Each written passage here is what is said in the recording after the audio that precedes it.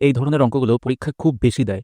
একজন ব্যক্তি ৮,০০০ টাকার সামগ্রী কিনে তার অর্ধেক 10% মুনাফায় বিক্রি করে এবং সম্পূর্ণ লেনদেনে তার 20% মুনাফা পেতে বাকি সামগ্রী তাকে কত শতাংশ মুনাফায় বিক্রি করতে হবে? এই অঙ্কগুলো আমরা খুব সহজে কিভাবে করব একটু দেখে নিই। দেখো, আমি যদি বলি তার অর্ধেক সামগ্রী বলে দিয়েছি, এখানে দেখতে পাচ্ছ অর্ধেক মানে আমি যদি বলি একদিকে একটা সামগ্রী, যদি টোটাল আমার দুটো হয়, আরেকদিকে আরেকটা সামগ্রী আমি রাখতে পারি। অর্থাৎ আমি বলছি একটা আমার বিক্রি করছে কত পার্সেন্ট লাভে, একটা বিক্রি করছে 10% লাভে। তবে আমার আরেকটাকে কত পার্সেন্ট লাভে বিক্রি করব? ধরো আমি বলছি X% লাভে বিক্রি করব, তবে আমার টোটাল লাভ হবে কত পার্সেন্ট? 20%। আচ্ছা, এই যে 20% কার উপরে লাভ হবে বলো তো? এই যে 1 আর 1 অর্থাৎ 2 এর উপরে, 2 এর উপরে আমার 20% লাভ হবে।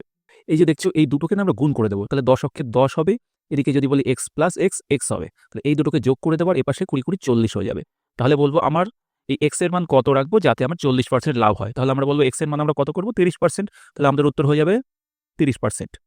আশা করি অঙ্কটি সবাই বুঝতে পেরেছো। না বুঝলে আরেকবার ব্যাক করে দেখে নেবে। এই অঙ্কটি পরীক্ষার জন্য খুবই গুরুত্বপূর্ণ। ভিডিওটি সকলকে দেখার জন্য অনেক ধন্যবাদ।